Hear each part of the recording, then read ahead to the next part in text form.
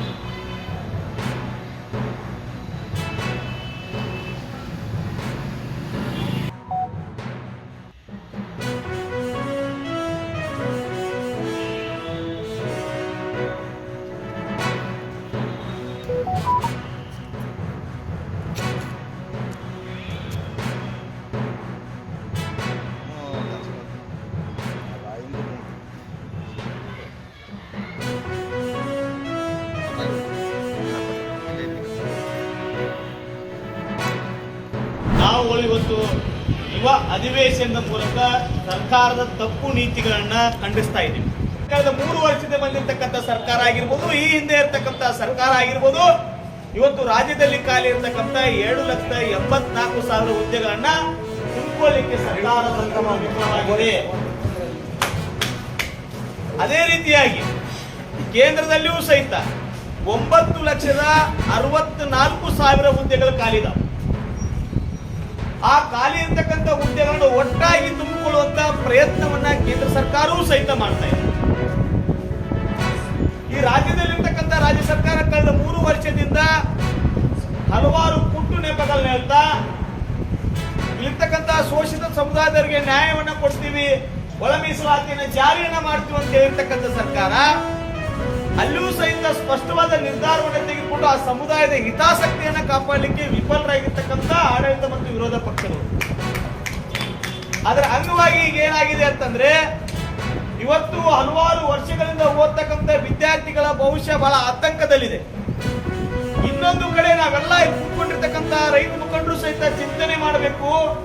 ಇವತ್ತು ನಮ್ಮ ಊರಿನ ದವಾಖಾನೆಗೆ ಹೋದ್ರೆ ಇವತ್ತು ಸಿಬ್ಬಂದಿಗಳಿಲ್ಲ, ನಮ್ಮ ಊರಿನ ಶಾಲೆಗಳಿಗೆ ಹೋದ್ರೆ ಶಿಕ್ಷಕರಿಲ್ಲ, ನಮ್ಮ ಊರಿನ ಈ ತಹಸೀಲ್ದಾರ್ ಕಚೇರಿಗೆ ಹೋದ್ರೆ ಸಿಬ್ಬಂದಿಗಳಿಲ್ಲ.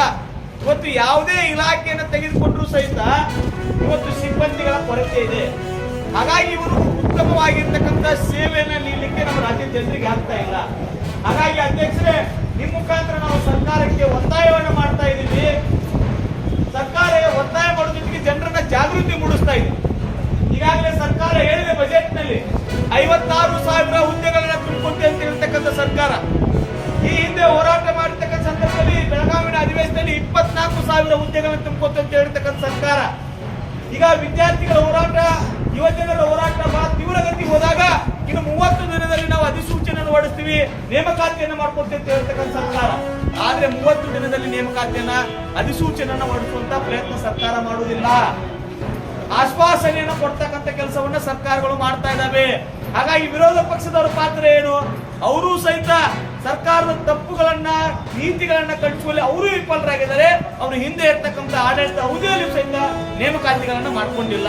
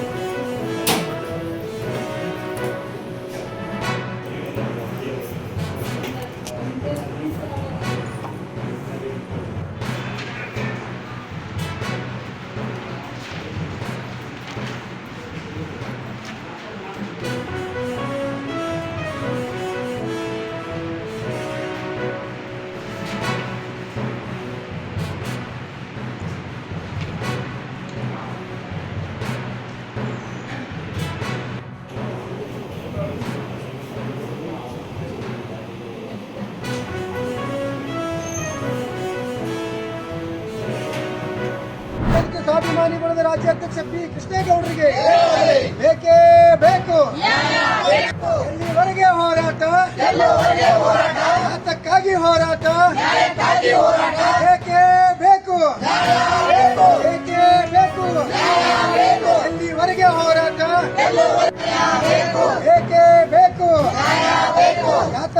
ಹೋರಾಟ ಎಲ್ಲಿವರೆಗೆ ಹೋರಾಟ ಬೇಕೇ ಬೇಕು ಬೇಕೇ ಬೇಕು ಜಾರಿಗೆ ತರಬೇಕು ಹಾಗೂ ಎಲ್ಲ ವ್ಯಾಪಾರಿ ಕನ್ನಡ ಸಂಸ್ಥೆಗಳನ್ನು ಕಡ್ಡಾಯಗೊಳಿಸಬೇಕು.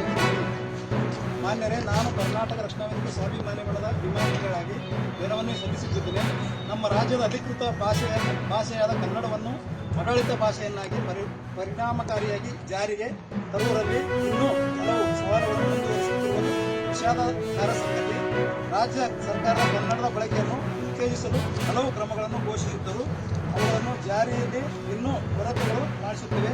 ವಿಶೇಷವಾಗಿ ಖಾಸಗಿ ಸಂಸ್ಥೆಗಳು ಹಾಗೂ ಕೆಲವು ಸರ್ಕಾರಿ ಕಚೇರಿಗಳಲ್ಲಿಯೂ ಆಡಳಿತಾತ್ಮಕ ಕಾರ್ಯಗಳಲ್ಲಿ ಕನ್ನಡದ ಬಳಕೆ ಸಮರ್ಪಕವಾಗಿ ನಡೆಯುತ್ತಿಲ್ಲ. ಇದಕ್ಕೂ ಮೀರಿದ ರಾಜ್ಯ ಸರ್ಕಾರ ಹಿಂದಿ ಭಾಷೆ ಏರಿಕೆಯನ್ನು ಶಾಶ್ವತವಾಗಿ ನಿರ್ಮೂಲನೆ ಮಾಡಬೇಕು. ಮುಂದಿನ ದಿನಮಾನಗಳಲ್ಲಿ 10ನೇ ತರಗತಿಯ ಪರೀಕ್ಷೆಯಲ್ಲಿ ಹಿಂದಿ ಭಾಷೆಯನ್ನು ತೆಗೆದುಹಾಕಬೇಕು ಮತ್ತು ಸರ್ಕಾರಿ ಮತ್ತು ಖಾಸಗಿ ಸಂಸ್ಥೆಗಳ ಆಡಳಿತಾತ್ಮಕ ಕಾರ್ಯಕ್ರಮಗಳಲ್ಲಿ ಕನ್ನಡ ಬಳಕೆಯನ್ನು ಕಡ್ಡಾಯ.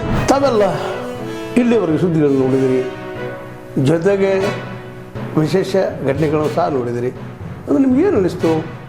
ನಿಮಗೆ ಲೈಕ್ ಮಾಡಿರಿ, ಶೇರ್ ಮಾಡಿರಿ, ಕಾಮೆಂಟ್ ಮಾಡಿರಿ, ಜೊತೆಗೆ ಸಬ್ಸ್ಕ್ರೈಬ್ ನಿಲ್ಲಿಸ್ಬಿಡ್ರಿ. H16 ನ್ಯೂಸ್ ಅರ್ಥಾತ್ ಸಿದ್ದರಾಮಯ್ಯ ಸತ್ಯದ ಕೈಗನ್ನಡಿ ವಂದನೆಗಳು.